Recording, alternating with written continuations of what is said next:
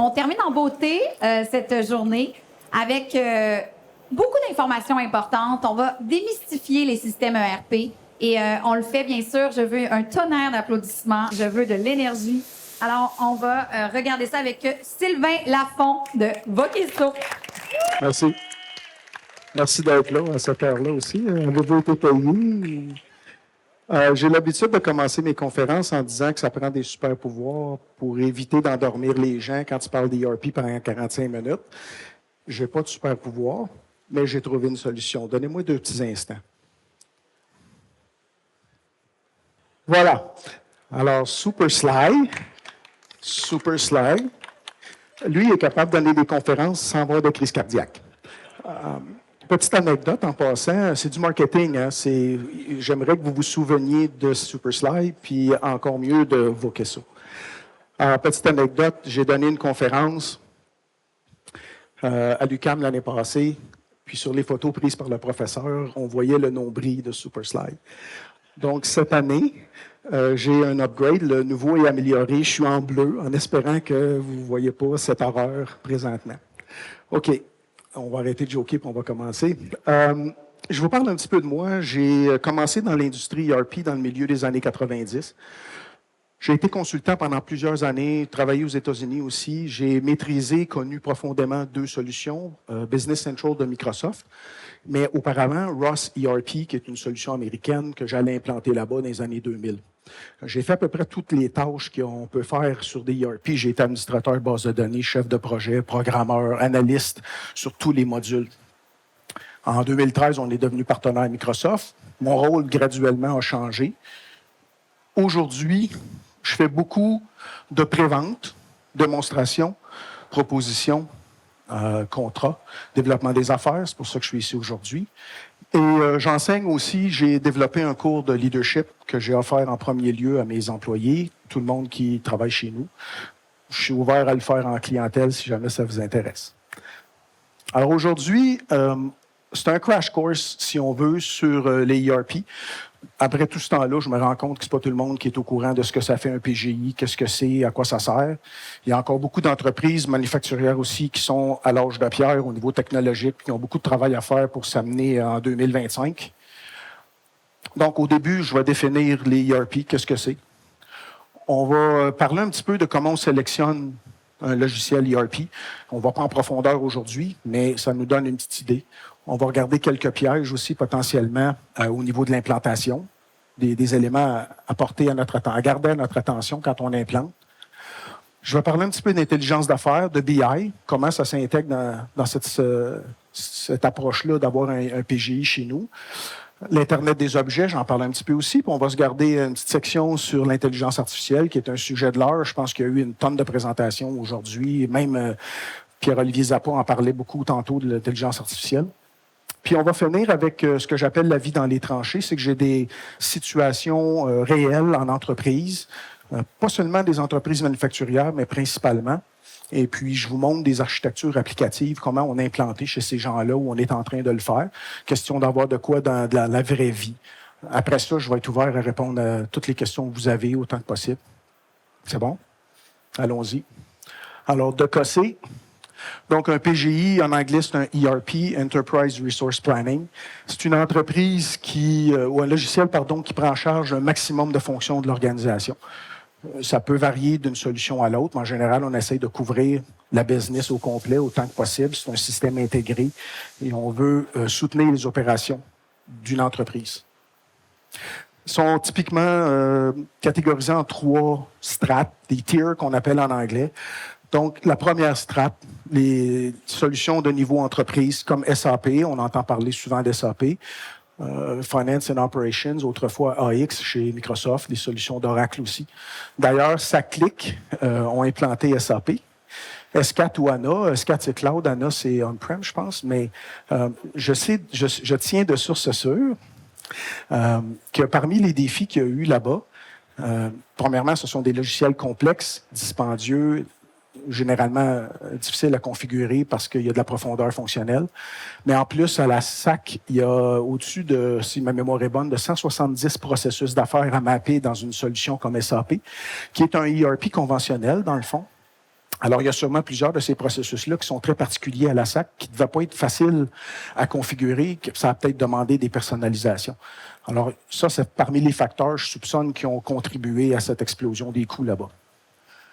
En deuxième strate, on a la solution Business Central, que je connais bien, on va en parler tantôt. SAP Business One, Epicor, NetSuite, à titre d'exemple, des solutions qu'on rencontre, nous, en compétition, qui sont assez connues. Puis en troisième strate, typiquement des solutions qu'on considère moins dispendieuses, plus faciles d'adoption, comme Odoo, Sage et QuickBooks. Ceci dit, je fais attention, des fois j'ai des compétiteurs dans mes conférences, je ne veux pas les insulter. Les frontières entre les strates 1, 2, 3 se brouillent. Les solutions sont améliorées régulièrement. Ça m'arrive de compétitionner contre Odoo. Il peut y avoir des prospects qui envisagent une solution de première strate, puis en même temps considèrent peut-être certaines solutions de deuxième strate. Okay? Donc, ce n'est pas une démarcation qui est aussi claire qu'autrefois, entre autres parce que le cloud permet de démocratiser les ERP. On a des clients qui ont 3-4 licences, puis ils roulent leur plus petite business quand même bien, ce qui n'était pas pensable autrefois. Alors, moi, je vous parle un peu de Business Central parce que c'est ce que je connais. Pas le but de vous le vendre, mais pour expliquer un peu qu'est-ce qu'il y a dans un ERP. Alors, du côté ici, on a les modules financiers, grand livre, recevable, payable, immobilisation, l'approvisionnement au niveau des achats, les commandes de vente, un petit module CRM qui vient avec ça pour la relation client, suivre vos opportunités, vos contacts, puis ça devient éventuellement, on l'espère, un client avec une commande. Planification de la fabrication, le module de fabrication, gestion d'entrepôt, gestion de projet, ce que nous, on utilise d'ailleurs chez nous. Gestion des services, ça, c'est les réparateurs METAG. Si vous recevez des pièces d'équipement à l'atelier, vous faites des réparations, ou bien vous envoyez des techniciens faire les réparations à l'externe, c'est un module qui soutient ces opérations-là. Et finalement, il y a du reporting, puis il y a de l'analyse, des facultés analytiques dans un ERP. Ce qui est important de retenir, c'est que c'est une solution intégrée. Donc, tout ça, ça se parle déjà. On n'a pas besoin d'avoir 4-5 solutions séparées. Je considère que votre PGI ou un PGI, c'est au centre des opérations de l'entreprise, c'est le cœur. Pourquoi? Parce que ça soutient les opérations. On a une quantité importante de données qui finissent par vivre dans cet environnement-là. Et il va y avoir d'autres solutions qui vont se connecter finalement pour couvrir 100% des fonctionnalités requises dans une organisation. Par exemple, le commerce électronique. Les ERP ne vont pas typiquement faire du e-com, mais il va y avoir une plateforme qui va se connecter, qui va échanger des données avec le PGI. Client, commande, niveau d'inventaire, et c'est bidirectionnel en règle générale. La gestion documentaire est un autre exemple. Une base de données relationnelle, sur quoi c'est bâti un ERP, c'est fait pour des transactions de haut volume. C'est pas du tout un modèle de données qui soutient de la documentation, des PDF, des images, des photos. Donc, généralement, ce qu'on va faire, c'est qu'on va avoir ces informations-là dans une autre plateforme comme SharePoint.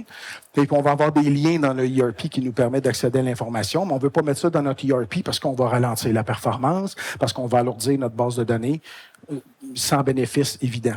OK? Autre exemple, c'est un CRM. Il y en a un dans BC, mais des fois, il n'est pas assez profond pour un client qui préfère avoir une autre solution plus robuste. Alors là aussi, on va intégrer potentiellement un CRM avec Business Central ou avec n'importe quel PGI. S'échange des données comme les données clients, par exemple. Quand ça devient un client dans le CRM, ça devient un client dans le PGI. Quand la soumission, si on le fait comme ça, est acceptée dans le CRM, ça devient une commande dans le PGI. Et puis, ça va dans les deux directions. Le CAD, j'ai choisi ça. J'avais le PLM avant, qui est un Product Lifecycle Management pour gérer des produits. J'ai choisi cette fois-ci de parler du CAD. Les gens qui font de la conception assistée par ordinateur, surtout dans les environnements d'ingénierie, fabrication, mais engineer to order, donc commande par ingénierie ou ingénierie sur commande. Ouais. À ce moment-là, ben, les données qui proviennent du CAD vont s'en aller dans le PGI. On parle de routage, de nomenclature, les bombes, et puis d'articles, évidemment, qu'on va créer en faisant nos dessins. En jaune, parce que j'en parle tantôt, l'intelligence d'affaires, le BI. Dans ce cas-ci, on va beaucoup plus aller chercher des informations qui s'accumulent dans notre PGI pour être capable de la présenter par la suite dans des tableaux de bord, puis aider à la prise de décision. l'Internet des objets. J'en parlerai pas si j'étais dans un trade show ou une convention de compagnie de services, mais au niveau de l'industrie manufacturière, il y a de plus en plus d'objets intelligents qui sont installés sur les chaînes de montage, etc. Et on peut recueillir un paquet d'informations en provenance de ces objets-là à travers l'Internet, puis les ramener dans le PGI pour soutenir des transactions. On va en parler un petit peu tantôt. Puis je finis bien sûr avec l'intelligence artificielle. De plus en plus, on va retrouver l'intelligence artificielle dans les PGI qui vont aider à soutenir tous les éléments transactionnels qui vont nous donner des fonctionnalités accrues au niveau de la puissance des PGI. C'est bon jusqu'à maintenant? Personne dort, c'est le fun. On va parler un petit peu comment on va choisir son PGI. C'est pas évident. C'est une tâche qui est quand même assez ardue. Alors, pourquoi qu'on change de système? Autrefois, je faisais un petit sketch, je jouais les deux personnages. Je ne suis pas un super acteur, fait que là, j'ai changé ça un petit peu pour cette semaine. Cette fois-ci, en fait, je vous donne une primeur, OK? J'ai écrit un bouquin qui s'appelle « Successfully Implementing ERP ». À partir de l'an prochain, on va lancer une petite BD, un genre de Dilbert, un petit comic strip qui va sortir tous les 2-3 mois. Et donc, je vous montre le premier aujourd'hui, OK? Qui illustre un peu pourquoi on choisit un ERP ou pourquoi on veut implanter un ERP. Je vous donne quelques secondes pour lire.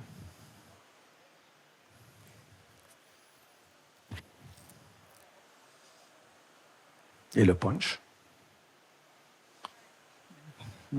Right? Il ne veut rien savoir de ça, le monsieur. Ah, donc, la question se pose, pourquoi changer de système? La plupart du temps, c'est parce qu'on n'a pas le choix. C'est assez rare qu'on voit du monde bien excité d'implanter un PGI. Ah ouais, on va implanter une PGI chez nous, c'était écœurant, on a tellement hâte. Ça arrive, moi je trouve ça bien le fun, mais c'est pas quelque chose qui est commun. Donc, petit quiz, je t'en ai un peu vite. Petit quiz, qu'est-ce qui est le plus fun à magasiner? Un matelas? Un ERP? Puis ça, pour les plus jeunes, là, on envoie des jeunes. Là. Ça, c'est une disquette 5 pouces écart. Quand moi, j'avais ton âge, on mettait 256 cas de données là-dessus. OK? Et une corvette. La corvette, hein, vous avez raison de répondre ça. C'est toute qu'une corvée de magasiner un PGI. C'est une grosse job, c'est pas facile, c'est complexe. Il y a un jargon là-dedans si vous travaillez avec des consultants ou vous travaillez avec des partenaires. Pas facile. Vraiment pas facile. C'est comme monter l'Everest ou donner une conférence. C'est dans ce niveau-là de stress et de défi. Donc, à quoi faire attention? Premièrement, je vous dirais, il faut maîtriser le présent, c'est-à-dire qu'il faut connaître votre business aujourd'hui. Ça se fait habituellement par un mapping de processus, une cartographie de vos processus. Facile à dire en théorie. En pratique, ça peut être un beau défi, ça aussi, parce qu'il y a des gens qui ont des affaires dans leur tête que personne ne sait. Ils ont des connaissances, ils ont des façons de faire au fil du temps qui ont été développées à l'intérieur de l'organisation. Ce n'est pas documenté. Des fois, on implante des PGI, puis même ça, ils ne le documentent pas. Fait que tu t'imagines avant qu'il y en avait un. Donc là, il faut aller chercher toutes ces connaissances-là dans la tête des gens. Il faut les faire participer à votre cartographie pour être capable d'identifier éventuellement, dans les prochaines diapos, les requis. Comment vous roulez votre business aujourd'hui, puis qu'est-ce que vous voulez faire avec éventuellement. Ça inclut aussi ce que j'appelle des cachettes, des gens qui vont, dans leur département, avoir pris une petite solution cloud qu'ils utilisent, qu'on ne sait pas, ça ne coûte pas cher par mois. Ils ont du Excel, ils ont du Access, éparpillés un petit peu partout. Fait que finalement, c'est le bordel, mais il faut tout ramasser ces informations-là. Il faut être capable de déceler tous ces secrets et ces affaires cachées. C'est pas par méchanceté qui s'est caché, c'est parce que les gens, ils font ce qu'ils ont à faire puis ils sont évalués sur les résultats. Fait qu'ils se trouvent des outils. Fait que vous ramassez tout ça, au moins vous comprenez comment votre business fonctionne aujourd'hui. Après, vous voulez visualiser le futur. Donc, on s'en va où dans les prochaines années? Qu'est-ce qu'on veut faire? Comment on va choisir notre PGI? Ce qu'on fait habituellement, surtout avec des consultants en sélection, c'est un questionnaire fonctionnel. Bon, cahier des charges, il explique la business comme, on se fait 20 ans, on s'est fondé par un tel, bon, etc. Mais c'est le nerf de la guerre, c'est le questionnaire fonctionnel. Des centaines de questions. Je n'ai déjà vu 2000 questions. My God. Ça aide beaucoup à identifier les bons logiciels qui pourraient répondre aux besoins. Toutefois, ce n'est pas non plus un gage d'une bonne sélection, absolument, ce n'est pas la panacée. Pourquoi? Ces deux véhicules-là ont l'air climatisé, un V8 et le système Sync. Pourtant, l'expérience de conduite est autrement différente. Qu'est-ce que je veux dire par là? Est-ce que votre système, votre PGI supporte les lots? Oui, mon PGI supporte les lots. Si je suis une entreprise pharmaceutique, mon lot, je veux l'attribuer au début du processus avant même la pesée de mes matières premières. Parce que les enjeux en termes de qualité, de suivi de la fabrication sont extrêmement importants. Si je fabrique des pièces moulées, peut-être que mon numéro de lot, si je l'assigne à la fin, quand la première pièce sort, puis qu'après ça, c'est à la mise en inventaire, ça va faire la job. Fait que cette question-là, qui semble en apparence très simple, peut vous orienter vers une solution versus une autre, dépendant comment c'est fait. Donc, le YARB est dans les détails.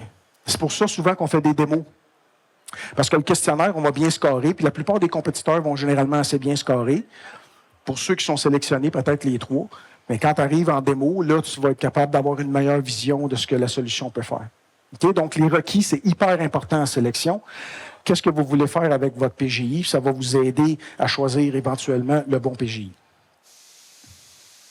Autre chose, ça c'est plus, pas philosophique, mais idéalement, tu veux choisir une solution évolutive. Votre entreprise, elle va changer, elle va se transformer. De plus en plus, en 2025, c'est pas comme en 1985, là, ça bouge vite. Alors, c'est une bonne idée de choisir une solution évolutive.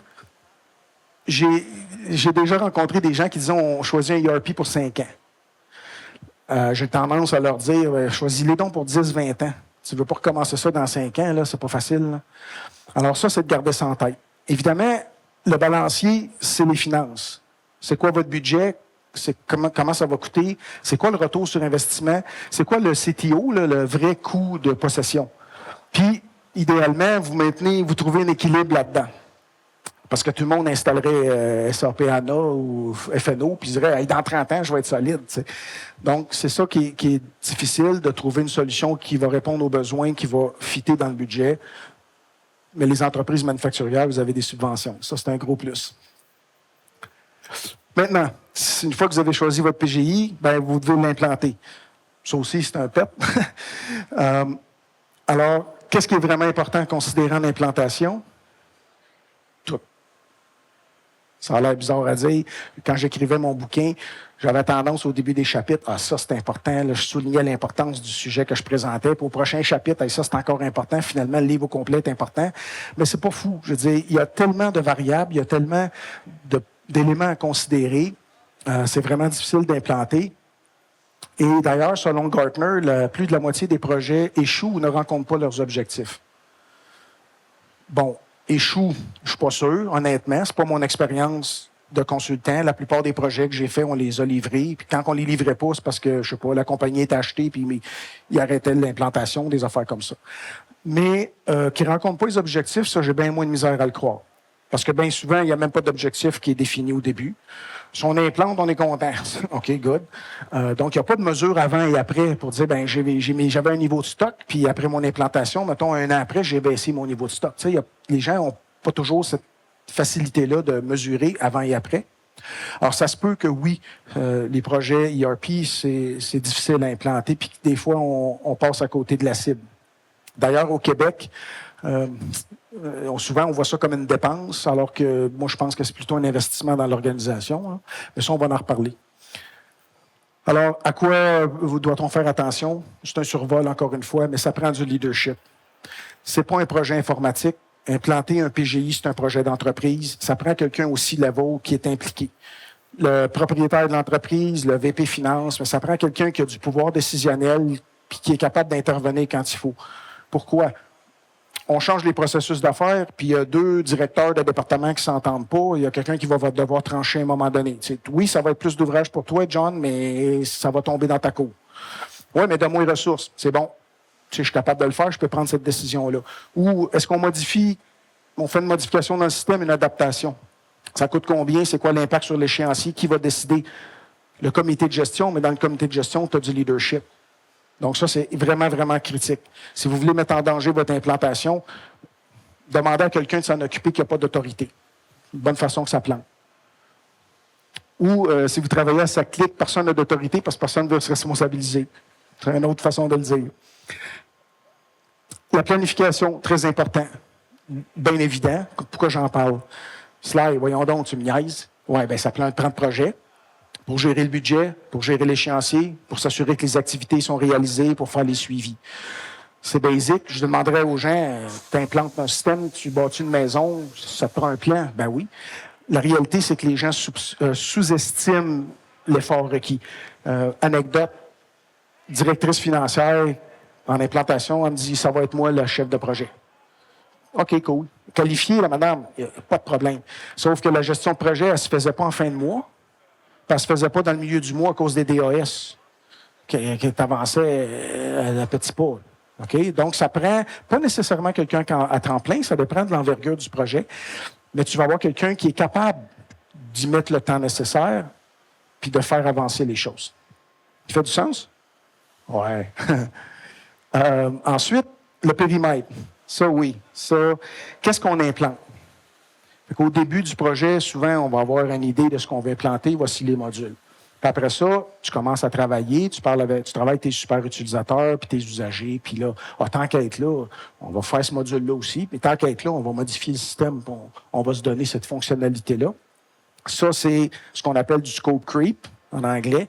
Ça peut tuer un projet parce que t'allonges ton échéancier, t'augmentes ton budget. Et un des désagréments d'allonger l'échéancier, souvent, c'est une perte de momentum. Si tu implantes tous les modules d'un coup en 2 ans, tu vas peut-être perdre du monde entre-temps. Tu vas avoir peut-être des enjeux à différents niveaux, une démotivation. Tu y vas en phase, tu vas avoir des retours sur investissement plus rapides, puis tu vas avoir des victoires parce que tu vas implanter peut-être en séquence sur 2-3 phases. C'est une bonne idée quand on est capable de le faire, d'essayer de diviser pour conquérir.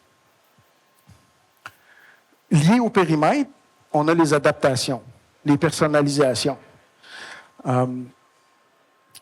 Aux États-Unis, quand je travaillais là-bas, souvent on me disait, les dirigeants, comment il marche ton système, on va faire la business de même. Mon expérience au Québec est un peu différente. Les gens ils aimeraient ça avoir des gants de chirurgien. Ben moi, je suis habitué que le piton il soit là. Puis là, je peux-tu avoir le même piton là? Puis ça peut-tu faire qu'est-ce que ça faisait dans mon ancien système? Le leadership est important. Tu changes de système, tu vas changer d'expérience utilisateur. Tu ne veux pas modifier le système pour rien. C'est coûteux, c'est difficile. Puis, vous savez, même si ça fait 30-35 ans que je fais ça, c'est encore difficile d'évaluer des personnalisations dans un système. C'est un risque. C'est un peu comme rénover une vieille maison. Puis là, les gens pensent qu'on connaît le système de fond en comble parce qu'on l'implante, mettons, depuis 15 ans. Il y a des millions de lignes de code. Puis ça change 2 fois par année chez Microsoft avec des mises à jour des versions. Fait que on ne maîtrise pas ça là, parfaitement. Fait que c'est un défi. Donc, avant de décider d'adapter, il faut que ça ait une valeur pour l'entreprise. Est-ce que c'est un élément différenciateur par rapport à la concurrence? À titre d'exemple, un de nos clients qui est Oneka, si vous connaissez peut-être les produits qu'ils ont chez Avril, sur les factures, ils voulaient indiquer le nombre de kilométrages ou de CO2 sauvés parce qu'ils avaient des points de distribution variés, puis c'était un de leur positionnement marketing. Ça fait du sens de faire une petite modif pour ajouter cette information-là sur une facture. Mais c'est stratégique. Donc, ça a de la valeur pour l'organisation. OK. Là, on a les petites rubriques BI, IoT puis intelligence artificielle. Alors, puis je regarde mon temps en même temps pour m'assurer que tout va bien. Oui. Alors, intelligence d'affaires, c'est quoi? Si vous n'êtes pas familier avec le concept, on va ramasser des informations, puis avec cette information-là, on va préparer des dashboards, des tableaux de bord, généralement, qui vont nous permettre de prendre des décisions éclairées et rapides. Ça, c'est ma définition. La vraie définition est écrite là. C'est Copilot qui m'a donné ça. Ça, c'est un exemple d'un tableau de bord manufacturier. Comprenez, quand je disais tantôt que votre PGI est au centre de tout, si tu captures un paquet d'informations sur ta ligne de production puis tu ramènes ça dans ton PGI, après, tu es capable d'avoir un tableau de bord qui te montre où ça va pas bien, par exemple. Ou tu as des retards d'expédition, des choses comme ça. Et là, c'est rapide. C'est facile. C'est pas un rapport de 400 pages qu'il faut éplucher pour voir si on a où les problèmes. Il faut quand même garder en tête différents enjeux potentiels quand on met ça en place. Le premier, c'est la modélisation. Sans devenir trop technique, Tantôt, je disais que les bases de données ou les ERP, c'est des bases de données relationnelles. Donc, c'est plusieurs tables qui sont liées ensemble. Ce n'est pas un modèle qui soutient l'intelligence d'affaires.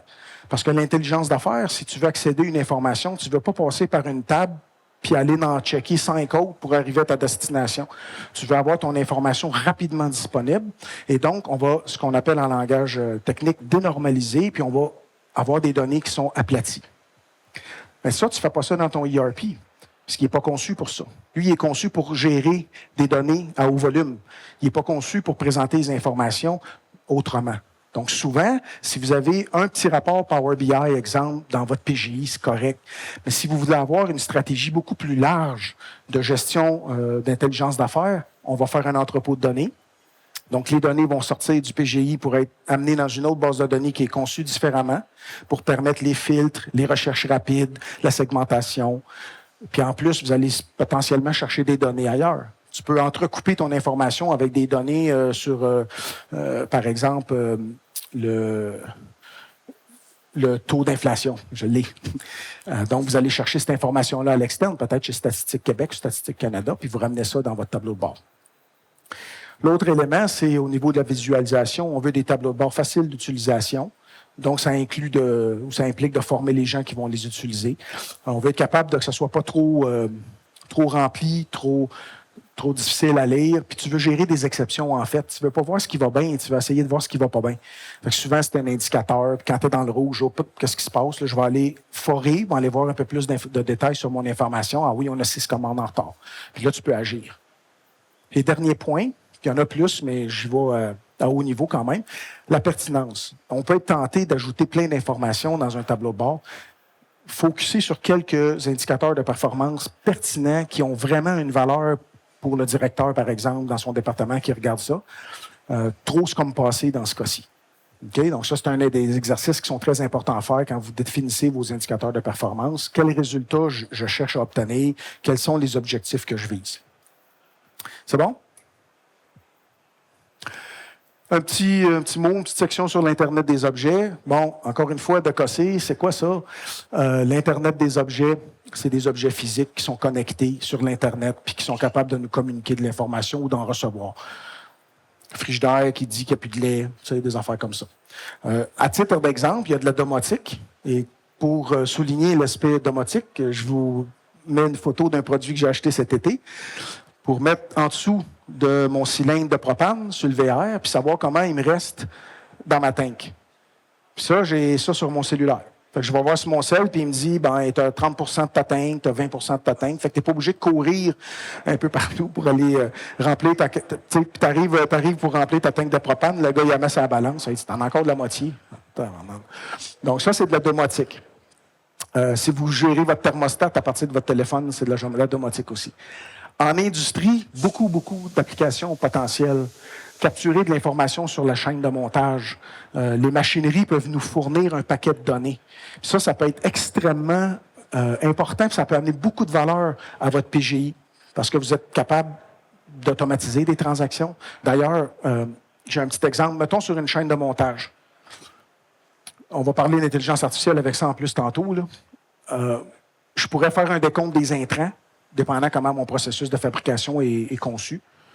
Et donc, j'ai plus besoin que quelqu'un fasse une transaction pour dire, j'ai pris en stock 10 gizmos pour fabriquer mes patentes. Le système peut recevoir cette information-là, automatiser les transactions, tu peux les journaliser, puis après ça, ton superviseur va peut-être, juste avant le lunch, regarder tout ça, ouais, ça fait du sens, puis il va reporter. Donc, on peut sauver beaucoup de temps comme ça. C'est une forme d'automatisation. Même chose au niveau du contrôle de qualité. On pourrait avoir un signal qui nous indique que le poids est erroné ou la température est erronée. On peut capturer cette information dans le PGI. Il y a un ordre de fabrication actuellement qui roule, qui me permet de fabriquer les quantités que je souhaite. Puis là, on est capable de faire des corrélations. C'est arrivé à tel moment, on fabriquait tel produit. On peut faire des liens comme ça, puis mettre ça dans un tableau KPI, exemple. Puis finalement, évidemment, le décompte des extraits. Donc, si j'ai mon système qui me nourrit de cette information-là, je peux automatiser la mise en inventaire, automatiser la mise à jour de mon ordre de fabrication, puis capturer des coûts de manière plus précise aussi, parce qu'on évite l'erreur humaine. Good? All right. L'intelligence artificielle. Moi, j'aime mieux la naturelle, mais c'est mon opinion personnelle. Alors, ça, c'est quoi? Bon, on en a parlé. Peut-être que vous avez vu des spécialistes aujourd'hui qui font rien que ça à longueur de journée, là. Mais ce sont des techniques, des systèmes qui peuvent simuler les fonctions cérébrales humaines, si on veut. OK?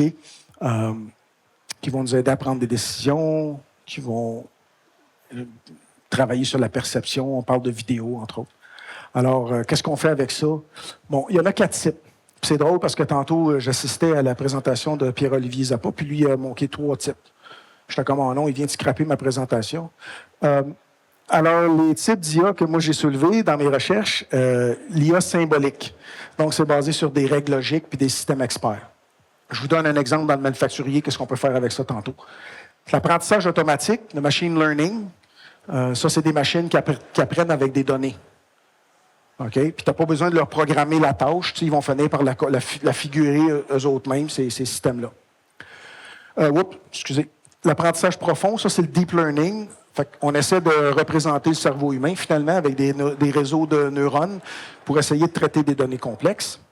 Puis finalement, le dernier type, on entend parler régulièrement, là, c'est la créativité. Là, j'ai vu passer des bandes dessinées faites. Moi, j'ai un vrai artiste là, qui va les faire, nos BD, là, mais j'ai vu passer des BD générés par l'IA. Puis là, on voyait du monde avec 6 doigts puis 3 bras. Puis après ça, la musique, on a entendu parler beaucoup. Ça, c'est de l'IA générative. Alors, dans le manufacturier, qu'est-ce qu'on peut faire avec ces technologies-là? Dans un premier temps, au niveau de la symbolique, un bon exemple, ce serait la planification de la fabrication. L'IA pourrait nous aider à gérer nos goulots d'étranglement puis à distribuer notre production sur différentes lignes en fonction de leur capacité de production, en fonction de l'urgence des commandes, des choses comme ça.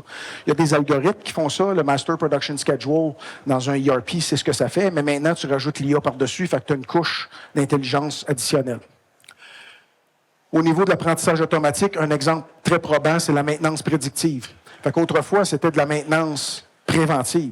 À tous les 3 mois, je fais mon changement d'huile. À tous les 6 mois, je vérifie la strap du patente de la machine. Mais là, le système IA peut ramasser des données en provenance de l'objet avec l'Internet des objets. Puis lui, il va vous faire une prédiction, puis il va dire, non, c'est quoi, là? Tu roules à côté, c'est pas dans 3 mois. C'est dans 5 semaines ton prochain changement d'huile, ou bien ta strap, il faut que tu la regardes dans 7, pas dans 6. Okay? Fait que l'IA peut nous aider à faire une tâche comme ça. Au niveau de l'apprentissage profond, au Salon industriel de Québec, j'ai croisé un gars, leur business, je ne me souviens pas du nom malheureusement, eux autres font ça.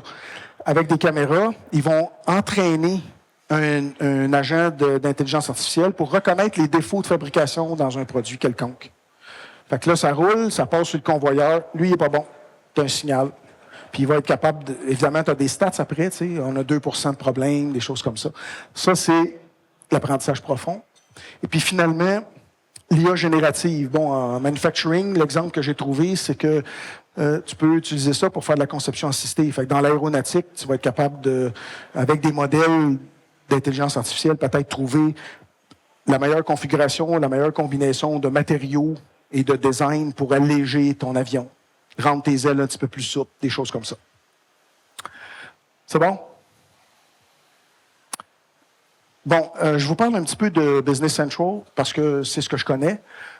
Donc, dans BC, on a commencé à avoir de l'intelligence artificielle, puis on va l'avoir dans plusieurs PGI. OK? Un peu tout le monde se met les mains à la pâte. Alors, un des exemples, c'est qu'on peut interagir avec Copilot, puis lui demander des informations sur une fiche client, par exemple, ou encore lui demander de nous aider à comprendre comment utiliser une certaine fonctionnalité dans le système. Donc, on va comme échanger avec Copilot à l'intérieur même du PGI. Un autre exemple, c'est une autre fonctionnalité qui est en version préliminaire pour l'instant au Québec et Canada. Tu ouvres une fiche client, fiche fournisseur, fiche d'article, puis il te prépare un sommaire. Et tu n'es pas obligé de naviguer à l'intérieur de ta fiche puis d'ouvrir différents menus pour valider certaines informations. Tu vas avoir un sommaire de la situation. OK, ce client-là me doit tant, son délai de paiement, etc. Ça, c'est 2 exemples concrets que je peux présenter aujourd'hui en démo quand je fais des démos. Il y a beaucoup de fonctionnalités quand même qui existent déjà dans Copilot, avec Copilot dans BC. Je ne vais pas nécessairement lister ou expliquer chaque élément, mais par exemple, module de projection de la trésorerie, projection forecast en anglais. Ça utilise maintenant possiblement l'intelligence artificielle. Un autre exemple, on va rentrer une facture pour un client, puis si on a activé cette fonction-là, l'intelligence artificielle va nous donner un estimé du moment où cette facture-là va être payée par ce client-là basé sur l'historique. Tout est dans tout. Ça nous ramène à la qualité des données dans notre PGI. Plus on accumule de la donnée dans le PGI, plus on peut faire de l'intelligence d'affaires et plus on peut aussi aller chercher le maximum de capacités que l'IA nous propose. Qu'est-ce qui s'en vient aussi, parce qu'ils ont un roadmap, ils continuent les recherches. Je n'ai pas listé ici, mais il y a un cas, nous, qu'on attend pour certains clients, c'est qu'à partir de novembre, on va avoir un agent Copilot Payables Agent, donc un agent de payable copilote qui va faire de l'OCR, qui va créer les factures d'achat et qui va mettre sur la paille certains partenaires Microsoft qui faisaient ça avant avec leur solution. Okay? D'autres exemples, l'optimisation des stocks, calculer tes min-max, des stratégies de réapprovisionnement. C'est des choses que des fois les MPS, les MRP pouvaient faire, mais là, tu vas avoir comme une meilleure intelligence pour calculer les bons paramètres. Quelque chose que je trouvais bien intéressant de mentionner aussi, la création de flux automatisés, donc les flux Power Automate qu'aujourd'hui on va comme coder nous-mêmes puis qu'on peut appeler à l'intérieur de BC, il va nous en générer, lui. Puis ce qui est encore plus trippant, éventuellement, dans Power BI, il va pouvoir te créer des tableaux de bord. Fait qu'il y a bien des programmeurs de tableaux de bord Power BI qui vont trouver ça long, là. Mais en tout cas, on s'en va vers ça. Ce que je pense qui va arriver avant longtemps, c'est que nos PGI vont être un peu comme nos voitures puis Alexa. On va être capable de jaser avec eux autres. En place de taper une instruction, tu es assis devant l'ordi, tu as une reconnaissance vocale. J'aimerais ça que tu me crées un bon d'achat pour le fournisseur XYZ. Sur ma première ligne, c'est tel article que je vais acheter. Trouve-moi le meilleur prix dans le dernier 6 mois. Sur la deuxième ligne, on va prendre le prix de liste. Je veux tel article, telle quantité. On va jaser avec, puis il va nous sauver beaucoup de travail au niveau du keyboard, par exemple, une perte de temps. Là, c'est plus long de taper que juste parler. Moi, je pense qu'on va vers ça avant longtemps. Je sais que chez Microsoft, ils travaillent déjà là-dessus. Alors, c'était ça pour l'intelligence artificielle. Maintenant, il nous reste un petit peu de temps. Alors, ce que j'ai fait, c'est la section... ça, c'est ma section élastique. Si je manque de temps, je coupe. Si j'ai en masse de temps, je peux continuer. Fait que vous pourrez me dire si vous êtes tanné à un moment donné. Donc, la vie dans les tranchées, je vous donne des cas réels d'implantation qu'on est en train de faire ou qu'on a fait chez des clients. Alors, par exemple, en premier lieu, je veux positionner Business Central dans le cloud Microsoft. Alors, c'est un ERP, OK? Évidemment, avec ça, vous avez Power Platform, donc un client va aussi potentiellement faire appel à ces fonctionnalités-là. Power BI, justement, est très utilisé. Et puis, vous avez les intégrations Microsoft 365. C'est dans le portefeuille de solutions Microsoft dans le cloud. Fait que ça vient avec. Puis, bien sûr, Copilot maintenant qui est rendu là-dedans. D'ailleurs, quand tu veux faire ton login Microsoft 365, maintenant, c'est plus un login Microsoft 365, c'est un login Copilot. Ils l'ont vraiment mis en avant de tout ça. Donc, en comprenant que c'est ça l'écosystème, j'ai un manufacturier qui fabrique de la signalisation intelligente. Ils ont une compagnie qui fait des ventes au Canada. Ils ont ajouté, je ne me souviens pas pourquoi, mais pour eux, c'est une entité légale séparée. Ils ont une deuxième entreprise qui fabrique, puis qui vend à celle-ci, puis qui vend aussi à une compagnie de vente aux États-Unis. Alors, ils utilisent différents modules dans les deux cas, puis évidemment, la fabrication dans la deuxième compagnie. Bon, avec ça, ils ont aussi un module externe, c'est un partenaire de Microsoft dans l'écosystème aux États-Unis pour gérer les taxes américaines. C'est compliqué, tu as les taxes fédérales, tu as l'État, tu as les comtés. Alors là, ils vendent aux États-Unis, ils ont besoin d'un coup de pouce, ils ont cette solution-là qui est totalement intégrée à Business Central. Et ils ont aussi choisi d'utiliser le module de vente de Dynamics 365, D365 Sales. Et ça, c'est leur environnement principal, puis on a mis ça en place avec eux. Autre exemple d'un manufacturier, ils font du calendrage. Bon, ça, c'est calendaring en anglais. Je l'ai demandé à Google, celle-là. En fait, c'est qu'ils vont créer des produits avec des couches. C'est genre, mettons, une feuille, tu as une couche de colle, puis tu as un autre produit par-dessus, puis une couche d'aluminium. Fait que c'est des rouleaux, puis c'est des presses. C'est un peu comme imprimé. Et puis, on est en train de les implanter, fait qu'ils vont utiliser des modules financiers, vente, achat, inventaire, la planification de la production. C'était comme standard là, dans le manufacturier. C'est pas mal ces modules-là qu'on utilise tout le temps. Avec ça, on a un partenaire qui a un configurateur de produits, parce qu'eux autres, en fonction du poids, de la largeur du rouleau, il y a un paquet de paramètres, ils sont capables de gérer ça puis de faire une configuration pour savoir les quantités requises, créer les nomenclatures, créer les routages, et ainsi de suite. Et puis, on a une de nos propriétés intellectuelles, VocProd, qui va être utilisée pour la gestion d'ateliers, pour que les gens au plancher puissent dire, ben j'ai consommé tel produit, j'ai punché 4 heures un matin, puis j'ai produit telle quantité de, 4 rouleaux, mettons, du produit en question. Pourquoi on a ça, puis c'est pas dans BC? Ça existe dans Business Central, mais c'est pas toujours la façon que le client veut travailler. Je vous donne un exemple dans le cas de VocProd. Quand tu es dans BC, tu fais du manufacturier, tu as des écrans, des journaux pour consommer, produire. C'est 2 écrans différents. Avec VocProd, dans le même écran, tu peux gérer des bons de fabrication, tu peux gérer des bons d'assemblage, qui est un autre document dans Business Central, puis tu peux gérer des activités de projet. Fait que quand ton opérateur, il n'y a pas de production à faire, puis il reste une demi-heure dans la journée, puis il va passer le balai ou il va trier l'inventaire, tu peux lui faire rentrer son temps dans une tâche de projet, puis capturer quand même 100% de son temps de la journée. Fait que ça, c'est un petit plus qu'on a avec VocProd. Alors, une des forces de BC, c'est cette capacité-là d'être extensionnée avec des petites applications comme ça, des petits plugins. Ils utilisent aussi, ils vont utiliser Warehouse Insight. Donc, gestion d'inventaire complète dans BC, mais si tu vas avoir les guns de Star Trek ou des petits appareils intelligents, dans l'appareil intelligent, c'est un autre programme, idéalement, pour faire du barcode, tout ça. C'est un partenaire qui a fait ça. Dans l'écosystème, c'est 100% intégré à la solution. Puis finalement, la gestion de la maintenance. Puis c'est tous les mêmes carrés bleus parce que c'est tous le même partenaire. Les autres sont spécialisés dans fabrication, distribution, puis ils amènent de la fonctionnalité additionnelle dans Business Central. Des fois, ça peut être des solutions verticales. D'autres fois, c'est des améliorations pour rendre le produit plus robuste ou répondre à des besoins particuliers. Ça marche? Ah, puis il y avait Lara. Ah, puis des customs. Ouais, on va peut-être faire des petites adaptations aussi, personnaliser certains éléments là-bas. Puis ils font du Power BI au bout du compte. Ouais, là, je pense que je les ai tous. Puis là, ça devient un peu répétitif, fait que j'ai accéléré un peu les affaires. Eux autres, ils ont comme presque le même environnement. Ils sont à Montréal, mais ils ont des compagnies à travers le monde. On les a migrés sur le cloud, puis ils utilisent toutes ces fonctionnalités-là. Et puis, on rajoute Sales, D365 Sales là-dedans.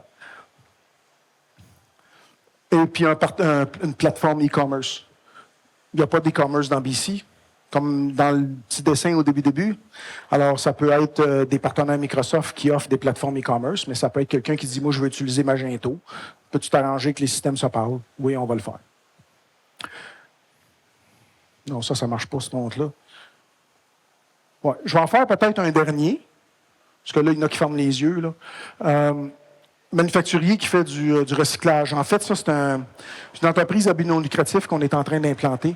Eux autres reçoivent des ordinateurs, toutes sortes d'équipements électroniques de Hydro-Québec, des firmes, des dons, etc.